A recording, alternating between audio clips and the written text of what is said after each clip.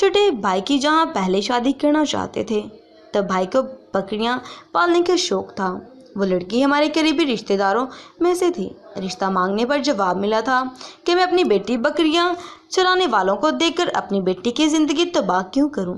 خیر وہ کہتے ہیں نا کہ کسی کا ایسا جملہ یا انسان کو بلندی پر لے جاتا ہے یا پھر خدا اپنی عطا کے ذریعے انسان کو بتاتا ہے کہ تم کون ہوتے ہو۔ حکمرانی میری ہے اور میں جسے چاہے جو چاہوں عطا کر سکتا ہوں۔ اس کے بعد چھوٹے بھائی نے درزی کا کام کیا، وہ بھی چھوڑ دیا، پھر مارکیٹ میں داخل ہو گیا۔ بعد میں اپنا ذاتی چوڑیوں کا کام شروع کر دیا۔ اللہ دیتا گیا، اپنی عطا کرتا گیا اور اس نے چند ہی سالوں میں کافی کمائی کی۔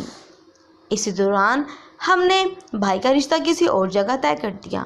بہت کم وقت میں چھوٹے بھائی نے بہت بڑی کامیابی حاصل کرتے ہوئے بہت بڑا بزنس کھڑا کر لیا۔ پھر بھائی کی شادی کر دی۔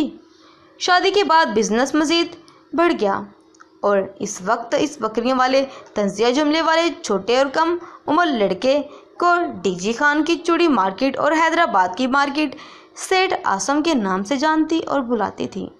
دکان گودام چوڑیوں کے اس کے علاوہ کون مہندی، بیوٹی کریم اور بہت سی چیزیں موجود ہوتی تھیں۔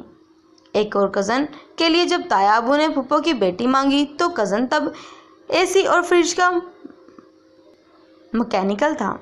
پھپھو جی نے اعتراض کیا کہ مکینیکل کو اپنی بیٹی نہیں دینی، لیکن پھپھو بازد تھی کہ اپنے بھتیجے کو ہی دوں گی۔ رشتہ طے ہو گیا، کزن کی اسی سے شادی ہو گئی۔ آج اسی مکینک کے پاس 2 ذاتی گاڑیاں اور اپنے مکان اور دکانیں ہیں۔ میری 2 خالہ ہیں جن کی ایک ہی خاندان میں ایک ہی گلی میں شادی ہوئی تھی۔ ایک بہت غریب گھر میں گئی جہاں مشکل سے 2 وقت کا کھانا میسر تھا۔ ایک ایسے گھر گئی جو عروج پر تھے، لیکن 6-7 سال بعد ساری بازی پلٹ گئی۔ جو عروج پر تھے وہ زوال پذیر ہو گئے اور مکان دکان سب بک گئے، اور جو ظروف پر نہ تھے، غریب تھے، اللہ تعالیٰ نے ان کو نواز دیا۔ ایسے ہزاروں کیسز آنکھوں کے سامنے آئے اور آتے رہیں گے۔ آپ لوگوں کے سامنے بھی ایسے کئی کیسز آئے ہوں گے۔ جو شادی سے پہلے امیر ہو ضروری نہیں کہ وہ شادی کے بعد بھی امیر رہے گا، اور جو شادی سے پہلے غریب ہو لازم نہیں کہ وہ شادی کے بعد بھی غریب رہے گا۔ جو بہترین بات اوپر والے کیس میں ہے، جہاں کامیابی ہے، اس کی بڑی وجہ کہ وہ جوڑے آپس میں خوش ہیں، ایک دوسرے کو عزت، محبت، احترام دیتے ہیں۔ آپس کی نوچاکی رزق کو دیمک کی طرح چاٹ کر دیتی ہے۔ برکت اسی میں ہوتی ہے جہاں پر اتفاق ہوتا ہے۔